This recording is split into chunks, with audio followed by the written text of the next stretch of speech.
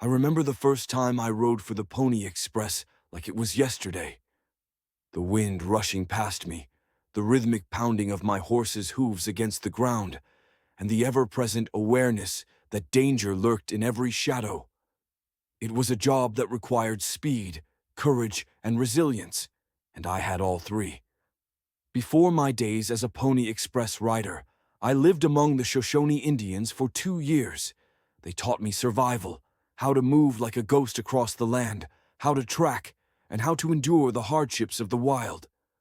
That experience would serve me well when I took to the saddle, carrying the mochila packed with mail across some of the most unforgiving terrain in the West. The Pony Express was not for the faint of heart. We were young men, many just teenagers, who rode alone across miles of wilderness, braving brutal weather, wild animals, and the constant threat of ambush. There were no guarantees. Every time we set out, we knew we might not return. And yet, we rode. The pay was little, but the sense of adventure and duty was great. We knew we were part of something bigger, connecting the East with the West, keeping families in touch, and delivering vital news faster than ever before.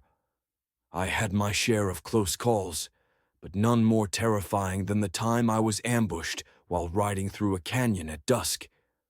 I had almost made it to the next home station when arrows whistled through the air. Before I could react, I felt the sharp sting of one piercing my shoulder, then another striking my head. The force knocked me clean off my horse. I hit the ground hard, my vision blurred, my breath ragged.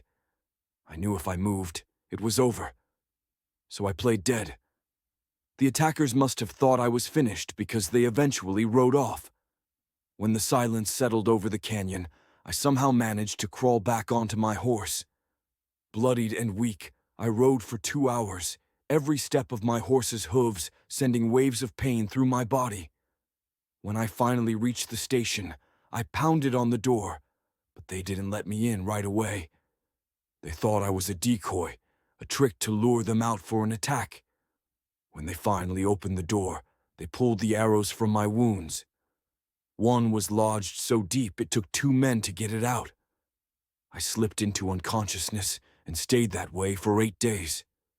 When I finally woke up, battered but alive, I didn't hesitate. I got back in the saddle. That was the life of a Pony Express rider. We didn't do it for wealth or comfort. We did it because we believed in the mission, because we were part of something greater. The dangers were real, the hardships relentless, but we rode on, delivering messages, connecting worlds, and carving a path through history.